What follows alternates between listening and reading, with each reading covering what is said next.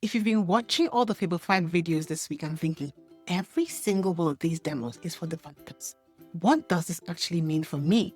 I don't write code in the terminal. I'm a team manager. I use Cowork. Here's what I can tell you.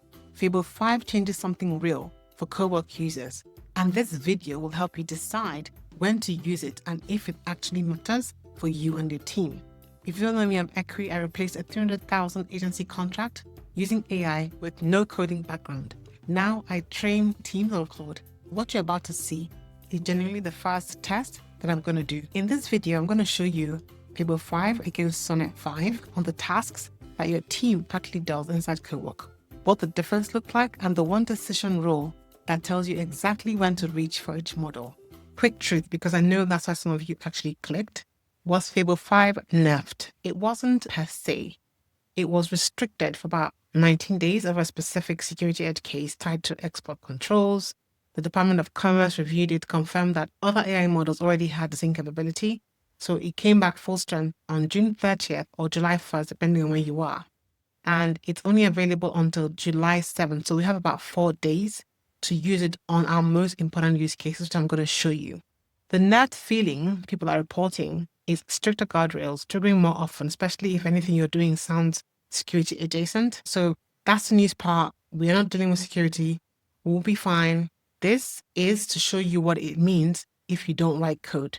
So let's go. So if you've been watching the videos, you'll see that everybody's showing like a terminal, cloning software, debugging a code base, building a game from scratch. That is not useful for us if we're actually running a marketing team or a small business or an ops department. So what we're going to do is open Fable 5 in Cowork and check to see exactly how it should work for us knowledge workers. I'm going to use the same prompt on Sonnet 5 here, right, and Fable 5 here, right? Fable 5 is for your toughest challenges, apparently, and we can use up to 50% of the weekly limits until July 7th. After that, it's going to start being on usage credits. And if you want me to explain what that means, please leave a comment below. But this video, I want to show you a prompt side by side with Sonnet and Fable. So I'm going to hop into my AI audits and clients project because that holds a lot of context for what I'm about to ask Fable 5 to do. So there's memory there, there's past work there. So now this is the prompt I'm using really quickly, is to design a complete Cowork project set up for my AI consultant delivery pipeline. This is the project for that, but I wanted to make it better. And I wanted to give me the brain structure, which is the Claude.md file, which this project actually doesn't have. And I wanted to give me any skills that I need, any schedule tasks that should run without me needing to trigger them, and then flag anywhere a step depends on a judgment that should be automated. So I am going to try that now with Sonnet, and I'm going to go for high efforts, which is the default. You can go extra, which takes more usage, or you can go medium. I'll go for high for this time, and I'm going to click go. And then we'll wait and see. I'm using act without asking. I think it's safe enough to do that. I haven't given it access to any tools, so it's not going to go off and do something. So wait a bit and see how that goes. And then we're going to compare this to Fable 5. So this stages of my AI audits for clients, it's like a 8-stage process. So we will see if Sonnet makes judgment on certain things, or as it reads it, it just regurgitates what I already have there. I think that will be the good test. So right now it's reading all the memory that I have, which I think is a cool tip for you. If you're going to ask it to do something for you and you have a lot of context you've built before, take this test into a project with that memory, with that past history and context, and then the model should be able to use that memory and then its intelligence to act upon your task.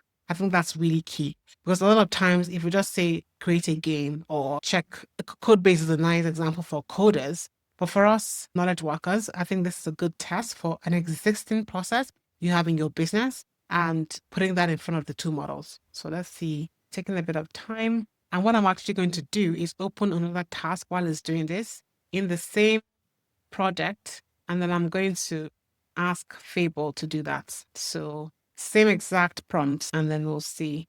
I wish what Anthropic would do is give us side by side. Like we can actually have windows in the app. They don't have that yet. So I've also had it on act. So it's going to act without asking me for permission, which is a bit risky. So we'll see. While we're waiting, if you're watching this because your team has Cowork licenses and you're not sure that they're being used, I train exactly how to get your team to use your Cowork license to the best ability. And link is in the description below. So just to be very clear, the process in this project is every time a new client comes in for maybe a referral or on my website or from LinkedIn, we move from a discovery call to a signed statement of work. That's the onboarding, or that's the acquisition phase, right? Every time a new client comes in, we have discovery call debrief. We have a process mapping where I map exactly what they do. Then I give them the ROI numbers, which I gather from the call and the questions I ask them. And then I prep for the scope call. And then I have a scope call. And then I present back to them.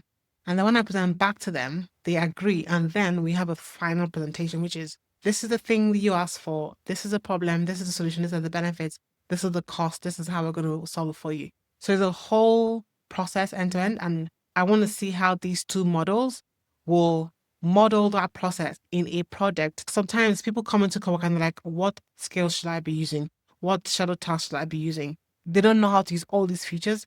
You can actually take your prompt and put it into these models and ask them to create those things for you. After it does it with the content and memory here, I will take it out if I like them and then create a new project with these new capabilities it's given me for this project. Okay, so going back to Son asking me to respond to a question, and it says, want me to switch on any of the three. So it's basically done everything. Let's take a look.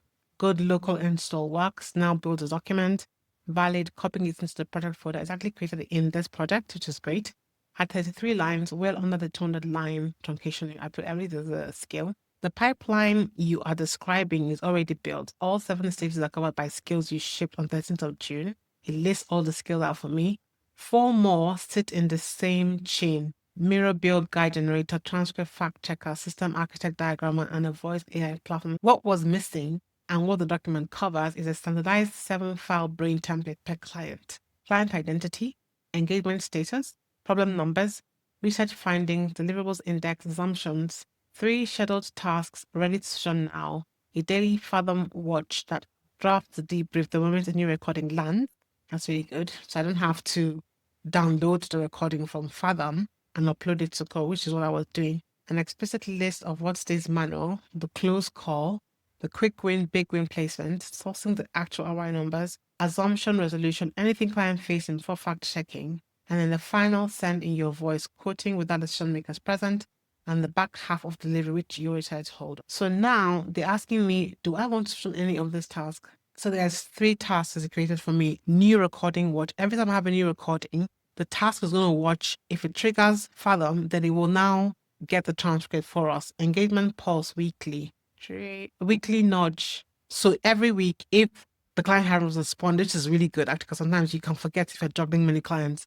If the client hasn't responded or I haven't responded for some reason, it will nudge me. That's great. And then a weekly optimization log. Let me see what they're saying in the document. Okay, this is really good. So discovery call debrief. They already built the skill. Current process flow charts where it will map my as-is workflow to debrief. And then target system API research. It would check my clients, which is really good. Because honestly, I did this all manually. I would download the call from Fathom. I will come into Cowork, transcribe it, and then I'll now start doing the process flow chart in Miro. And then I will do, if they have any codes, this one is very particular to a particular client. And then I will search the API system for the client. So this is good to have as a process. And obviously, the more clients I deal with and a new thing comes up within the process, I will tweak this stage. So it's not a once and done thing for your team. Okay, and then scope call prep. And then now we have 4 more skills that already exist and sit inside the stages. So I think I'm going to say none for now. I don't want it to schedule it now. So let's go back to the other. This is Sonnet 5. Let's see what Fable has done. That'll be okay. Let's see. So it says here, full design is in document. Save to your product folder as a markdown since it's an internal reference Claude reads in future sessions. 3 things I pushed back on rather than taking the brief as given. So you see, Fable pushed back. Sonnet didn't. Your state order was wrong by your own system. You listed ROI before scope call prep. but the June 13th ROI calculator update and a client method both have hard figures coming from scope call. That means that the ROI comes during the scope call, not prior. That's not true because sometimes clients will mention what they're looking for in the discovery. So I will push back on this. Then the second one, which I think is interesting, you do not need 7 new skills, you need 2. All 7 listed stages have already installed skills from the June 13th build. The role gaps are scope call debrief and S generator. Fantastic. I have the final presentation and demo agent builders pair your own back half code. Because I don't do anything after the final presentation where we now actually go into build. Just get it to sign stage. Only 3 scheduled tasks earn their place. Monday pipeline review, weekday Fathom call sweep, and a Friday optimization log prompt, which is similar to what Sonnet did. Anything that advances a client between stages stays manual per your booking to brief automation boundary. Again, it's saying it here. Hard money figures come from scope call, not before it. Discovery gives roughly 80%, which is true. The scope call is where I press for inefficiencies, which is also true. Because sometimes it can come before the scope. But I think after the scope call is when you actually get hard numbers. That is true. So now we've already built and installed all this. So it doesn't rebuild it. I think that's clever. And then here, the gap it says is in a build scope call debrief is missing. And SO generator extender. Okay, fine, partially covered. So now you see I have a beautiful ASCII diagram. So I can see architecturally how this fits. 2 rows that keep this honest. Formulas and conventions live in the scale reference files, not the playbook. Agree with that. The flowchart color system, which I actually did in the last client. Code sets, API checklist, RI side is scaled. Duplication demo creates 2 sources of truth that drift apart. I think that is clever. Because what you don't want to do is when you duplicate them and one has moved, the other one is still static. I find that something that actually happens when you have so many skills and so many tasks. You update one and iterate one and then you forget to do the other one. So I'm glad they caught that. The optimization log stays in the memory in the folder. The living log, what each engagement taught, what's to improve, is already a memory file. Yes. Now, what I want to know is where is the Claude.md? Look at that, it's right here. So I love this. So I think it's very important here to see that Fable pushed back and actually made the decision. And it gave me a visual because I have in my settings to give me a visual for this. So now from all the learnings within this project and all the memory, we can recreate this project with this new direction. If I go back to Sonnet, I actually look through the document. I want to open the one that Fable did. So it's a Word document. See, it did a brain file structure, which is great. Your memory system already works this way for these clients. Creates these 7 files the moment a new client books a discovery and keep them current as each stage runs, which is really cool, actually. Alongside per client file, a small set of cross client memories already govern quality on every engagement and should not. So, do you know, there's parity here. They look quite similar, what they've actually done. I just prefer ASCII diagram.